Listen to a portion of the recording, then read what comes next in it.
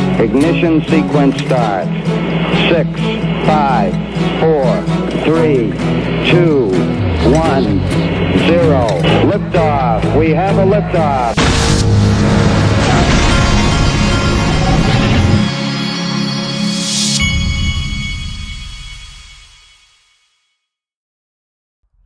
Hey everybody, this is the Digital Asset Investor, and this morning I wanted to play you a clip from this is the founder or the co-founder of Ethereum, and then I'm going to play you a little piece I put together because I think it's important.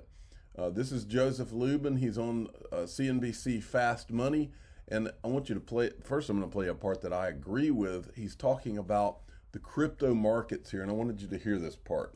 To growing in price, and the activity hasn't stopped, and the cycles that we're seeing in our ecosystem, just because we're really crossing the chasm. This is really relevant to pop culture and the financial world right now, and so the cycles are really compressed, and so we'll see recoveries much faster. The downturn forward. Cycles are compressed. The up and down and up cycles, exactly. So volatility, additional volatility Absolutely. is what you're expecting.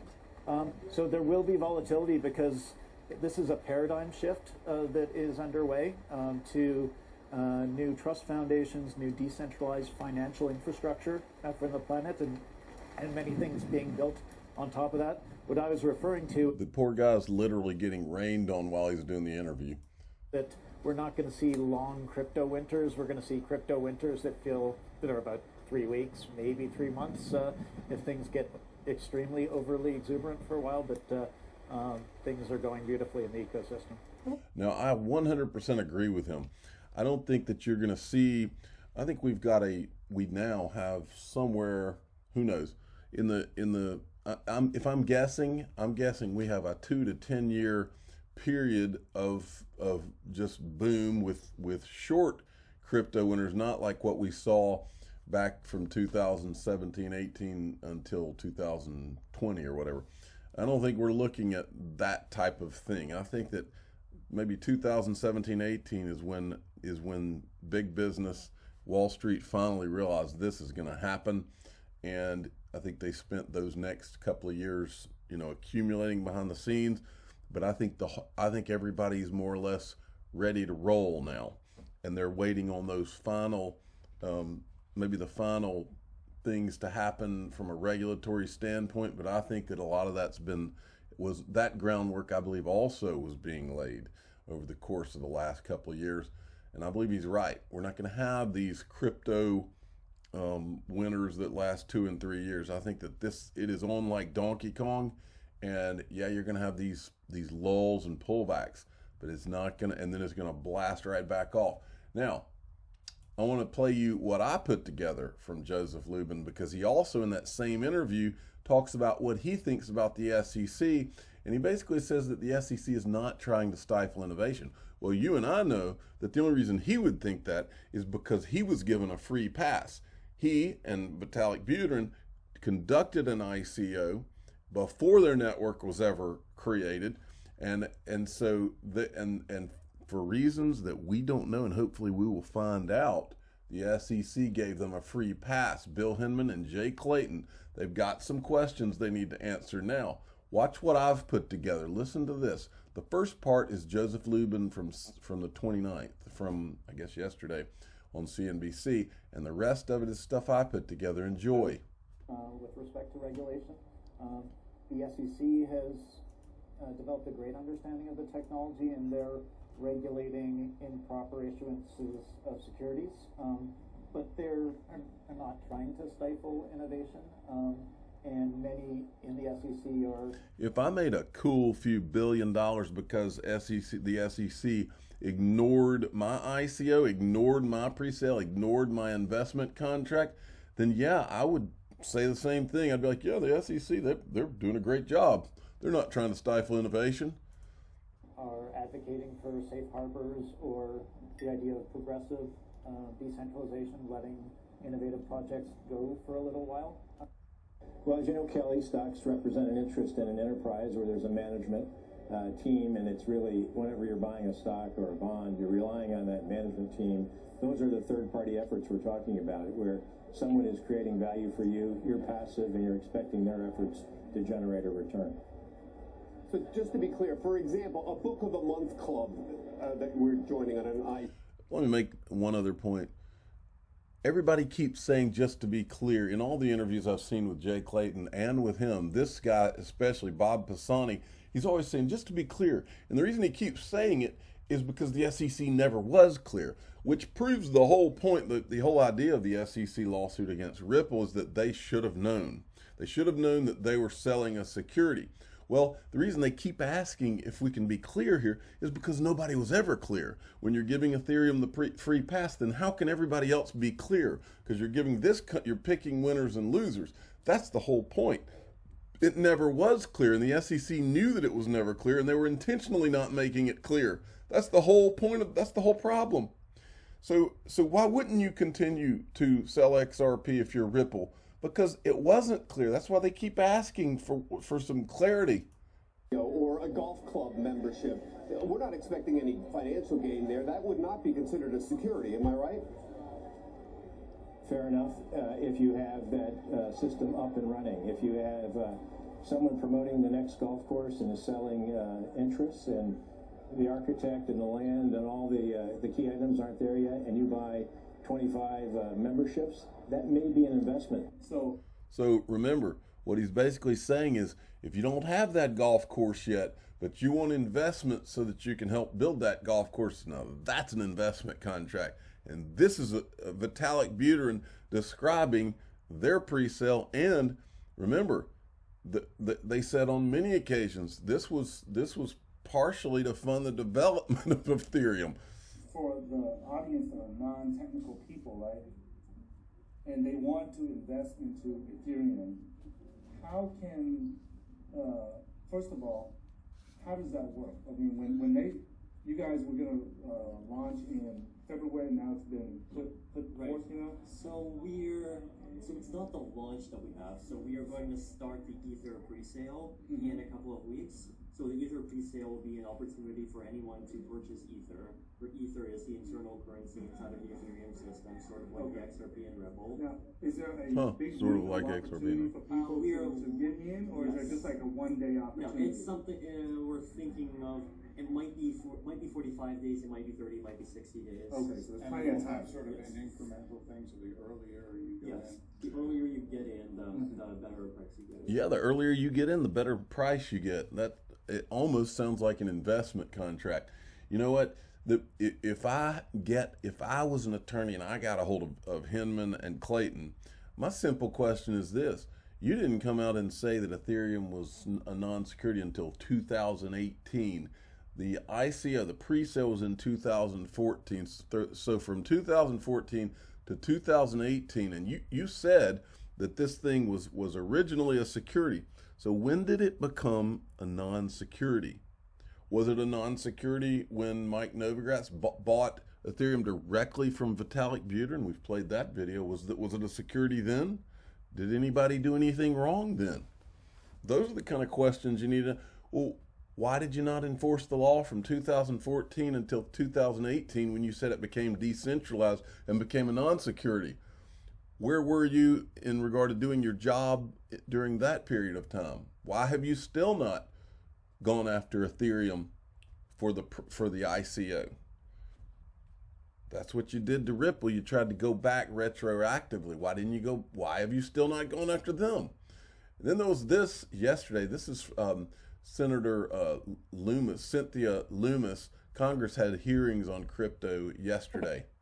I guess the question for you is, what is Washington's role here? Because I think a lot of players in this field worry that there's so much enthusiasm right now for some of these assets that Washington could actually ruin the party. Well, people are concerned that Washington could mess this up. Even occasionally I hear from people who work in cryptocurrency. Some are concerned that we could ban it. Are you going to ban it? Oh, heavens no. Okay. So the interesting conversations are occurring among people that are in our caucus with financial regulators, because the regulators too are beginning to grapple with how to make a level playing field. We call it a sandbox that can still be a place where innovators can continue to innovate and create new products and new opportunities. Do you remember when Ryan Zagone said that the problem is that there's not a level playing field? That's the only reason that Bitcoin and Ethereum have attracted the most money, is because someone, I believe politically, gave Bitcoin and Ethereum free passes. And they did it so that the money would flow to Bitcoin and Ethereum. And I believe there's powerful forces here, and that's how this thing went down. But I believe that coming soon is going to be a level playing field. And when that happens, the money is going to go to the tech that works, not proof of work that does not work. That's how this movie ends in the way I just described. So anybody who's like a Max Kaiser type who think, oh, well, we've already won. No, you haven't had a level playing field yet. And when you do, you're done. Because the money's going to flow to the things that have utility. It's as simple as that. There's a reason that Ethereum's moving to Ethereum 2.0. Okay, Rob Licker made a great point. Yesterday, Ripple had the MasterCard hire. Who leaves a massive, systemically integral part of the legacy financial system for a startup being sued and with an uncertain future, asking for a friend? And he makes an excellent point. They don't. And then this lady made a great point, Carolyn Lottie. In the past 7 months, Ripple has added Sandy O'Connor, 31 years at JP Morgan, named 6th most powerful woman in finance. Rosie Rios, former U.S. Treasurer, signed most of the money in your wallet. Cindy Young, global lead at MasterCard. Imagine not owning XRP. Also, don't want to forget Brooks Entwistle, who was the former Goldman Sachs and Uber executive. Carolyn Lottie is over the target. SBI Group has outlined reasons why it believes XRP could be a sound choice for utilization of NFTs, including low energy cost and transaction fees. Pay close attention to SBI because they know. This, just as a little reminder, this is SBI Group. They are I think it's 10.5% largest outside investor in both R3 and Ripple. This is their ecosystem of investments.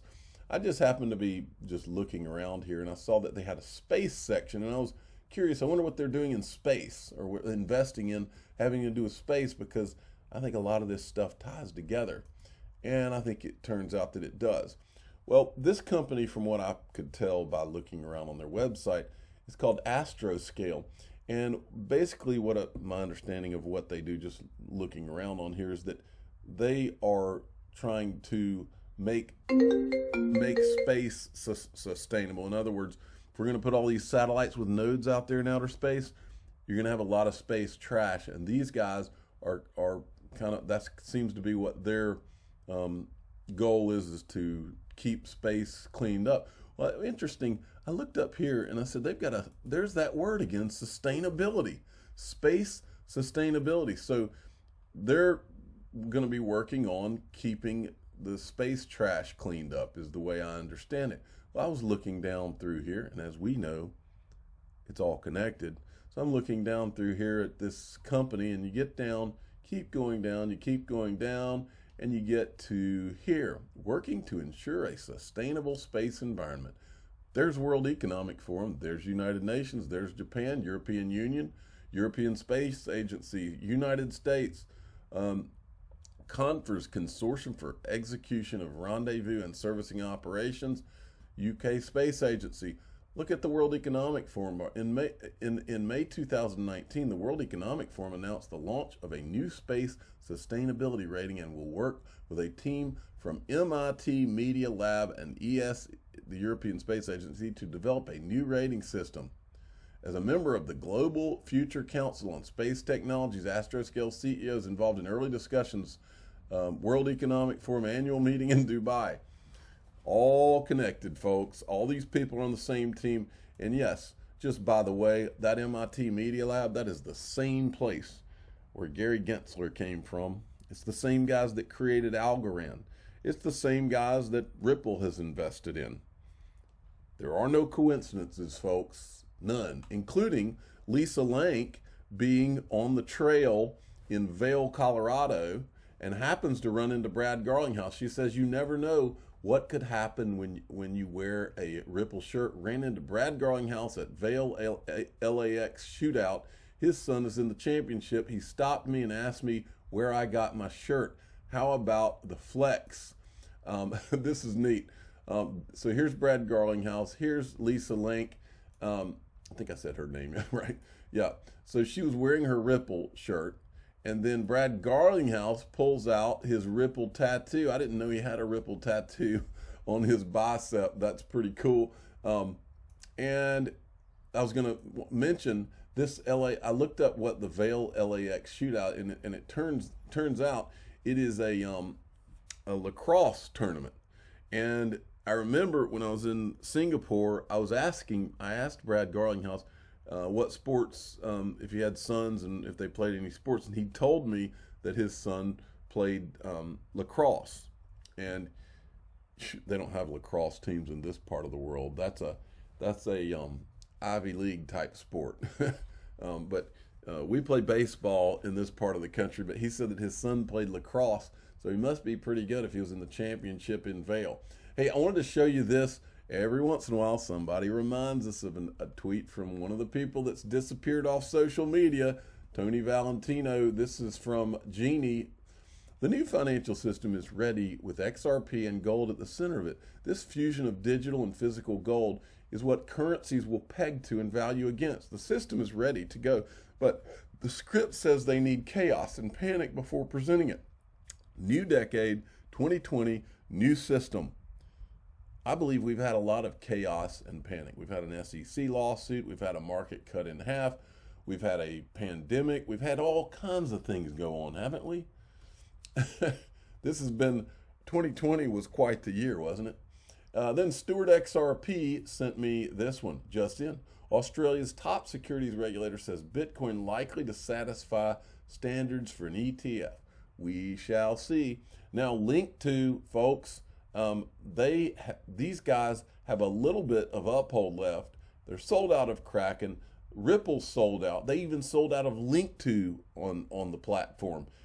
You can see they had a whole list of things, and they're like selling out of all the things. And for those of you that don't know, this is private equity.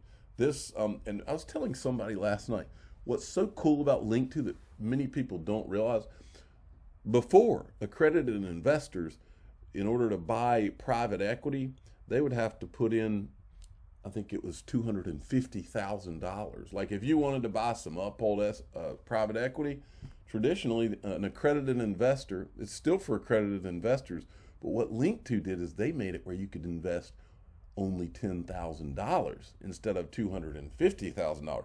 So you could go, if you're an accredited investor, you could go into their platform and you could buy $10,000 worth of uphold private equity, whereas before you would have to buy $250,000.